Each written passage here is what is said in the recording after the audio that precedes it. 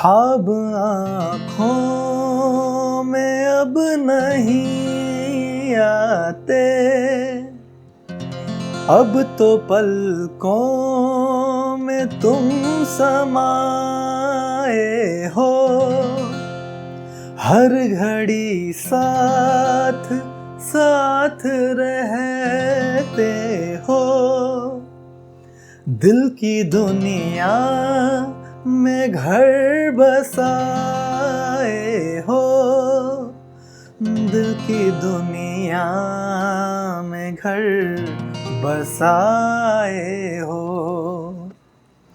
जान हम प्यार तुम्हें बेशुमार करते हैं, जान हम प्यार तुम्हें बेशुमार करते हैं।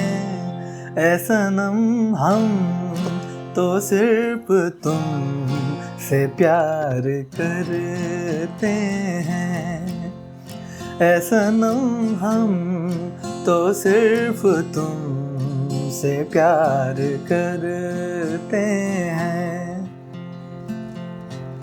सा गर सा नि सा, गर सा नि धा सा नि धा, मा पा धा नि धा सा नि गा मा नि परे सा। तेरी उम्मीद तेरा इंतजार करते हैं, तेरी उम्मीद तेरा इंतजार करते हैं। ऐ सनम हम तो सिर्फ तुम से प्यार करते हैं। ट्रिब्यूट देने की श्रृंखला में एपिसोड नंबर 1 में आप सभी का स्वागत है। चलिए आज आपको मैं लेके चलता हूँ आज से ठीक 44 वर्ष पहले कोलकाता की सुनहरी नगरी के एक गलियारे में, जहाँ पे एक छोटा सा फंक्शन हो रहा था। अब उस छोटे से फंक्शन में जो कलाकार थे, जो गायक थे, वो लेट हो चुके थे, वो अब तक पहुँचे नहीं थे किसी कारणवश। अचानक से उस शो को लीड करने वाले व्यक्ति ने अपने बेटे से कहा, जो 21 वर्ष का था और वहाँ तबला प्ले करने के हेतु से गया था, अपने बेटे को कहा कि बेटे अब तुम्हें गाना है, क्योंकि जो गायक हैं वो आए नहीं हैं and we have to fill this time. तो वो बेटा स्टेज पर चढ़ा और ऐसा चढ़ा कि पूरी दुनिया ने उसके संगीत का लोहा आज मान लिया है। हम बात कर रहे हैं केदारनाथ भट्टाचार्य जी का, यानी हमारे बहुत ही प्यारे चहीते शानुदा का। शानुदा का असली नाम, यस सही समझा आपने, केदारनाथ भट्टाचार्य था। और ये नाम जो कुमार शानू ने दिया गया वो कल्याण जी आनंद जी एक बहुत ही अच्छे म्यूज़िक डायरेक्टर हैं, उन्होंने दिया था। जब जादूगर फिल्म सॉन्ग के गाने 1988 में रिकॉर्ड हो रहे थे, तो उस समय पे कल्याण जी आनंद जी ने इन्हें नाम दिया था कि आपका नाम आज से कुमार शानू रहने। शानुदा का जन्म 20 अक्टूबर 1957 को कोलकाता के एक छोटे से गांव में हुआ। शानुदा अपने घर में सबसे छोटे थे और उनके पिताजी जो थे वो शास्त्रीय संगीत के ज्ञाता थे और बच्चों को म्यूज़िक सिखाया करते थे। अब दोस्तों देखिए, जब मैं बात कर रहा हूँ 1958 से 1970 के समय की, तो शास्त्रीय संगीत के टीचर की जो लाइफ थी वो बड़ी डिफ़िकल्ट थी। वो मध्यम वर्गीय भी नहीं हम उन्हें कह सकते थे, इस प्रकार का माहौल हुआ करता था। और एक माहौल जो था शानुदा के घर में वो संगीत का था, तो ये माहौल के मिक्सअप में शानुदा बड़े हुए। तो ये तो पक्की बात थी कि उन्हें म्यूज़िक में ही आगे बढ़ना था, लेकिन ये भी उतना ही ज़रूरी था उनके लिए कि कॉमर्शियली वो खुद को इस्टेब्लिश करें। इसलिए उन्होंने ये डिसाइड किया कि वो कमर्शियल म्यूज़िक की तरफ ही जाना पसंद करेंगे। 4 साल की उम्र में शानुदा ने तबला सीखना स्टार्ट किया और 8 साल की उम्र आते आते वो तबला के परफॉर्मेंसेस दिया करते थे। बड़े बड़े कलाकारों के साथ में वो उन्हें संगत देते थे, तबला एज अ तबला वादक वो शोज़ किया करते थे। अब जैसा मैंने वीडियो की शुरुआत में बताया कि 21 साल की उम्र में उन्होंने गाना स्टार्ट किया। वो गाना स्टार्ट करने के पहले वे किशोर दा के फ़ैन थे। अब किशोर दा का फ़ैन कौन नहीं है, मैं भी हूँ, आप भी हैं, लेकिन मैं बात कर रहा हूँ 1978-79 की। अब वो समय पे Kishore Das fan following was just tremendous, अलग लेवल की फ़ैन फॉलोइंग थी। उनकी डॉक्यूमेंट्रीज अगर आप देखेंगे पंचम दा और किशोर दा की तो आपको जानकारी मिलेगी। शानू दा का एक लाइफ में ऐसा दिन आया जब उन्होंने डिसाइड किया कि अब कलकत्ता से मुझे मुंबई जाना है। मुंबई की ओर उन्होंने रुख किया और उनका स्वागत मुंबई ने बहुत ज़ोरों शोरों से किया। लेकिन उस स्वागत के पहले एक छोटा सा स्ट्रगल था।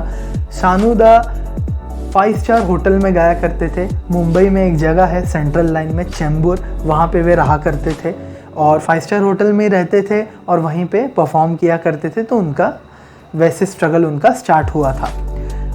जगजीत सिंह जी ने उन्हें उनका पहला ब्रेक दिलाया। एक मूवी बन रही थी जिसमें शत्रुघ्न सिन्हा जी उसके एक्टर थे, आंधिया नाम की मूवी थी और अमित कुमार जी ने वो सॉन्ग को रेंडर करना था, रिकॉर्ड करना था। अमित कुमार जी लेकिन आने में लेट हो गए तो वो सॉन्ग शानू दा को गवाया गया, जगजीत सिंह जी के रिकमेंडेशन थे। अब शानू दा के स्ट्रगल की बात की जाए तो वो जब घूमते थे लोगों को दर दर भटकते थे। देखिए हमें सिर्फ ग्लैमर दिखता है, स्ट्रगल हमें नहीं दिखती है। स्ट्रगल के बिना कोई भी व्यक्ति बड़ा नहीं बना है, चाहे वो शानू दा ही क्यों ना हो। तो वो जब जाते थे म्यूज़िक डायरेक्टर के पास लेके कि भाई ये मेरा सॉन्ग है सुनिए, उस ज़माने में तो कैसेट हुआ करते थे, तो म्यूज़िक डायरेक्टर सुन के कहते थे कि ये किशोर दा का गाना क्यों सुना रहे हो, ये सब करके तुम आगे नहीं बढ़ोगे। मतलब उनकी वॉइस इस हद तक मैच करती थी किशोर दा से कि उनके लिए ये दो धारी तलवार की तरह हो गया था। बहुत जगह पे उनका रिजेक्शन इस कारण से हुआ। तो वो भी एक उनका चैलेंज था जो उन्होंने ओवरकम किया जब उन्हें आशिकी में चांस मिला। आशिकी जो थी वो हमारे नदीम श्रवण जी की फर्स्ट बिग ब्रेक थी और नदीम श्रवण जी भी बड़े लंबे समय से स्ट्रगल कर रहे थे और उन्होंने ही शानू दा को पूरी फ्रीडम दी कि आप अपने हिसाब से गाइए, आप कंप्लीटली ये आपका पैकेज है और आपको इसमें जान फूकनी है। और शानू दा का तो पूरी दुनिया जानती है, उनके म्यूज़िक के प्रति जो उनका समन्वय है उसका कोई जवाब नहीं है। वो इतने आवर्स वो रिहर्सल करते थे कि लोग दंग रह जाते थे कि ये कैसे हो सकता है। तो ये भी एक बात है जो सीखने वाली है, जो म्यूज़िक वाले हैं वो इस बात को सीख सकते हैं। उसके बाद में तो खैर पीछे देखने की जब उन्होंने कोशिश की होगी तो उन्हें कुछ दिखाई नहीं दिया होगा, वो इतना आगे बढ़ चुके थे। शानू दा ने 90 के दशक में एक छत्र राज किया है और बहुत मुश्किल था उस समय पे शानू दा के जगह पे किसी भी सिंगर का रिप्लेस करना। तो मेनली 90s में आप सुनेंगे जो 80% मेजर सॉन्ग्स थे वो शानू दा गाते थे और बाकी उदित जी गाते थे। बहुत नेग्लिजिबल अमाउंट ऑफ सॉन्ग्स थे जो बाकी थर्ड सिंगर को चांस मिलता था। उसके बाद में अब आते हैं शानू दा के रिकॉर्ड्स पे। शानू दा के नाम पे 2 बड़े रिकॉर्ड्स है। पहला रिकॉर्ड है कि 5 back to back Filmfare award उन्होंने जीता है और दूसरा रिकॉर्ड है कि एक दिन में उन्होंने सबसे ज़्यादा सॉन्ग्स रिकॉर्ड किए हैं। सबसे ज़्यादा सॉन्ग्स यानी कि 28 सॉन्ग्स एक दिन में उन्होंने रिकॉर्ड किए हैं। अब शानू दा के सॉन्ग्स की बात की जाए तो करीब 20,000 गाने उन्होंने गाए हैं। 20,000, कैन यू इमेजिन? 20,000 सॉन्ग्स उन्होंने रिकॉर्ड किए हैं और कम से कम 15 भाषाओं में उन्होंने सॉन्ग्स को रेंडर किया है। तो अब ईश्वर से तो यही प्रार्थना है कि हम उनके गाने सुनते रहें, ईश्वर उन्हें शतायु करे और आई होप हमारा ये वीडियो अगर उन तक पहुँचे तो उन्हें भी पता चले कि हम और आप शानू दा को कितना प्यार करते हैं। थैंक यू सो मच इस वीडियो को देखने के लिए। मिलते हैं नेक्स्ट वीडियो में।